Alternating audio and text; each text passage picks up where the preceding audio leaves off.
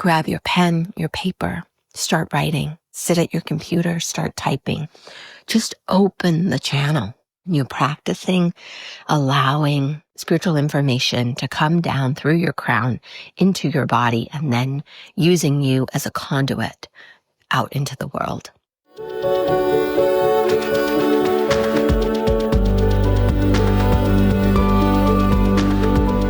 We've all come here with a divine purpose, traveling on a stream of cosmic dust from the stars into our mother's wombs, born into this precious life. It is no accident that you are here, my love, on earth, in this moment, in this body. You are here longing to find your place, to align with your purpose, to embody your passions and to live into the dreams of your heart. Yet so often we get caught, suspended in the tangle of life, not able to move forward, not able to find solace and comfort in a world that has forgotten the truth of our existence. As we begin to remember, as we peel back the layers, as we come together to uncover our unique gifts and reconnect with our authentic selves, we are able to see another way of being, a new possibility, a different life waiting to be lived. I have experienced on this complicated and wild journey of life that when we connect with the story of our soul, it will show us the magic of this life that we have been missing. It will open a window into the very heart of who we truly are, of who we came here to be, and gives us answers to our ever-asking why. Good morning, beloveds. So I'm sitting here meditating, practicing, learning, absorbing, connecting, all the things that I love to do in the morning. I feel that it sets the tone for my day when I get up, and the first thing that I do is devote time to cultivating my relationship with the divine. And this is something that I have done for decades now. And it is one of the practices that I always engage in. It changes, it shifts, it flows, it really transmutes and transforms inside of my life and wherever I am at that particular moment. But the act of coming to silence and stillness is so profound. And if you do not already have a meditation practice, I highly encourage you to begin.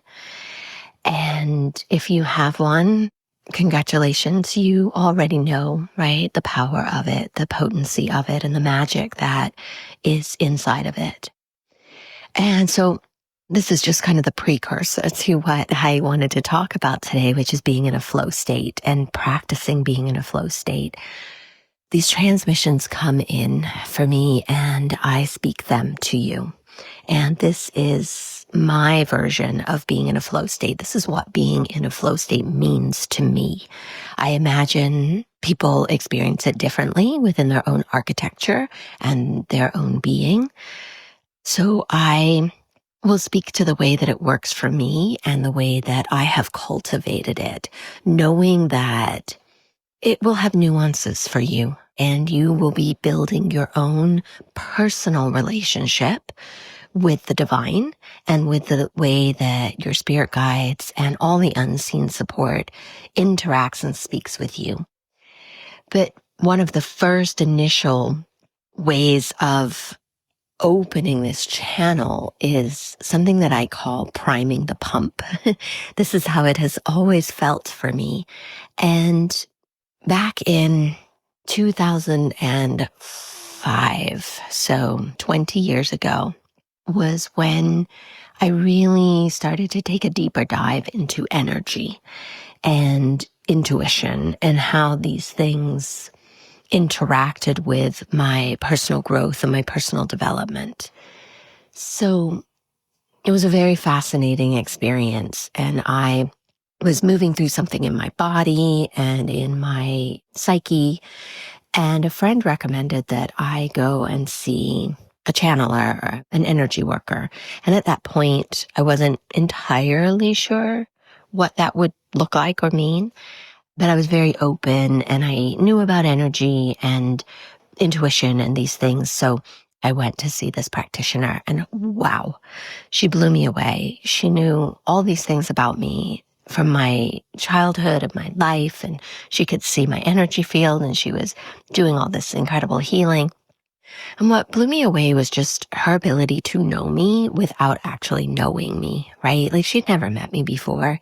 And yet she knew things like I had two dads and that I had struggled with addiction. And I mean, it was just kind of incredible the way that this information flowed in. And this was the moment that sparked my own journey in this deeper, bigger way, because I had to do that. I had to know how, right? It opened in me this place of curiosity and want and desire and wow, this is the thing. And so began my journey into that. And I trained with this particular woman for a while, and you may have heard me talk about this before because this is the reason I built my quiz. This is the reason that I feel so passionate about helping people understand the nuance of their gift, right? Whether you're clairvoyant, clairaudient, clairsentient, claircognizant, it really, for me, played an important part in understanding how to be in my own particular flow state. Because her particular flow state was being able to see. And so she taught through the lens of seeing, and she did a lot of visual work and put screens up and talked about seeing, and I would sit in these classes just blank. I could imagine, right? But I couldn't see what was happening. I couldn't see the energy she talked about. And interestingly enough, I'm remembering I worked with another woman for energy management tools and skills and understanding. And she also talked about seeing. And she would talk about seeing these little fairy lights, and she would talk about seeing the image of your body out in front of you. And literally, I would just be falling asleep. I would be going unconscious in class. And I remember getting very frustrated and not understanding what was wrong with me, right? How it played into my wounding patterns a lot, right? What's wrong with me? I'm not good enough. I can't do this. So anyway, one day somebody said, why don't you just try practicing with somebody? So I was like, okay. My mom would come over every day. She helped me with my kids when they were little, and she was working on her own version of intuition through tarot cards, and we would support each other and do readings and things. And one day I just said, Mom, could I just try to blind read for you and just not use cards, but just sit and see if I can see anything? And wow, all this information started to download. And even as I'm telling this story, I can feel my crown chakra vibrating and my third eye throbbing because it remembers that experience of when I learned how to access my own flow state, my own channel. And for me, right, my main gift is claircognizance. So my seeing was not the thing that was strongest for me when I was first starting out. It was my knowing. I just knew things. And afterwards, right, it made so much sense because I'm very cerebral.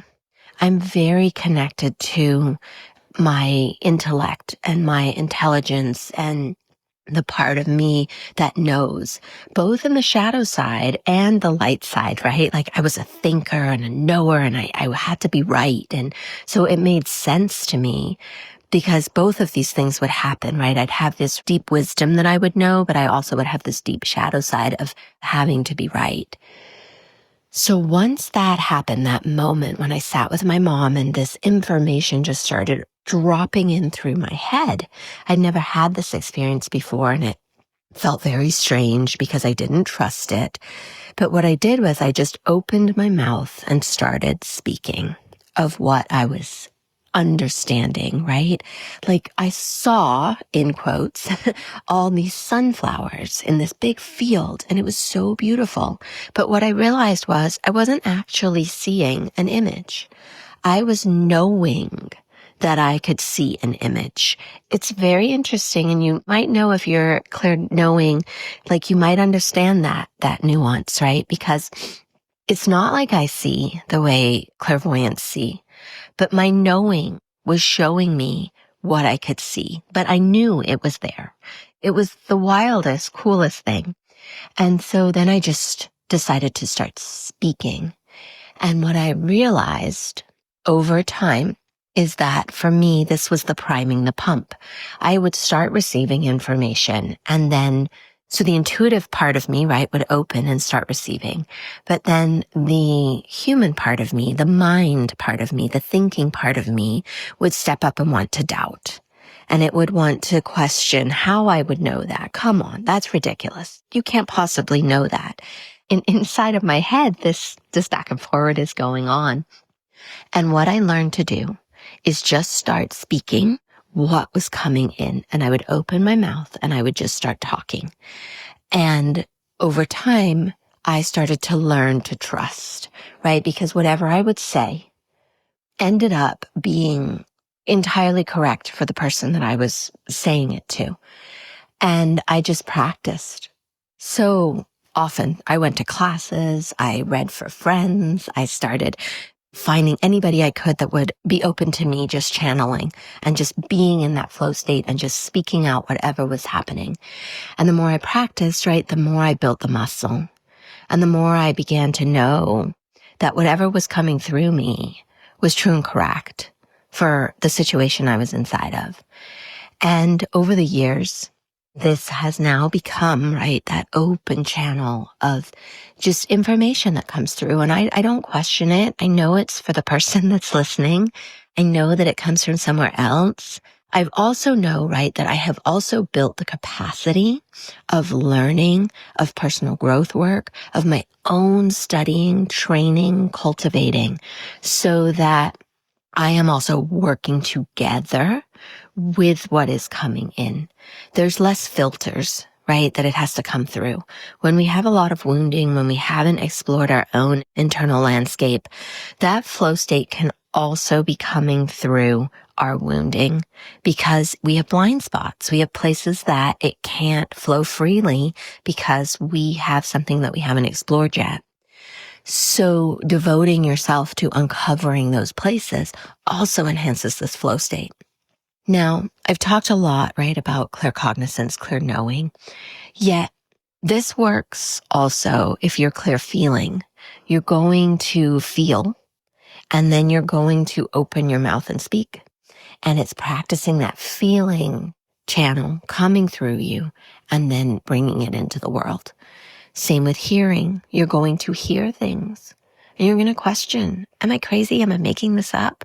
Is this really information coming in and I can hear it like someone speaking to me? Yes. Trust it. Start speaking. Open the flow. What's also dropping in, right, is you can practice through writing. It doesn't have to be speaking because this comes through me through writing as well. Grab your pen, your paper, start writing. Sit at your computer, start typing. Just open the channel.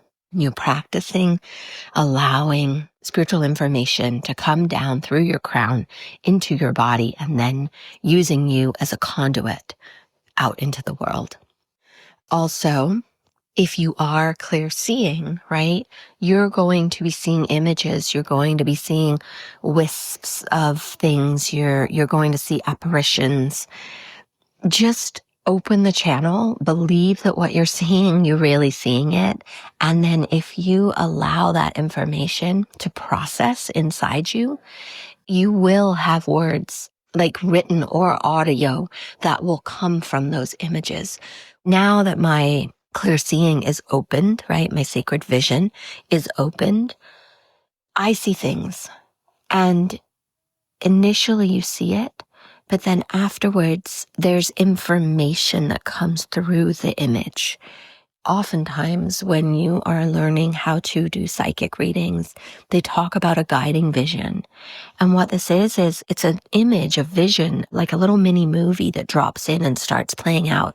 If you've listened to my podcast, you'll hear me a lot of times. I'll start with saying, what you're showing me is, and then I'll speak out like a little mini movie of what I'm seeing.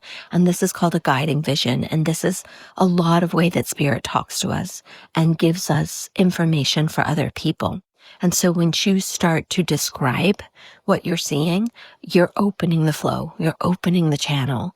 And so all of this is how we prime that pump, right? The hardest part I used to find was just starting, having the confidence in what I was seeing or experiencing or receiving to start sharing.